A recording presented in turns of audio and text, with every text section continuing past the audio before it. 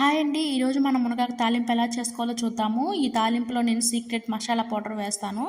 ఆ పౌడర్ వేయడం వల్ల ఈ మునగాకు కర్రీ ఇంకా టేస్టీగా ఉంటుంది. 99% ఆ మసాలా పౌడర్ గురించి తెలిసి ఉండదు అనుకుంటున్నాను. ఒకవేళ ఇదే పౌడర్ మీరు వేస్తే కామెంట్ చేయండి. ముందుగా మునగాకు వాష్ చేసుకొని కడాయిలో వేసి రుచికి తగ్గ సాల్ట్ యాడ్ చేసుకొని కొద్దిగా వాటర్ వేసి ఈ మునగాకు ఉడికించుకోవాలి. వాటర్ అంతా ఇంకిపోయి ఆకులు పొడి పొడిగా రావాలి. అలా ఉడికించుకుంటేనే మనకు పర్ఫెక్ట్గా వచ్చినట్టు. నెక్స్ట్ మసాలా పౌడర్ ప్రిపేర్ చేసుకుందాం.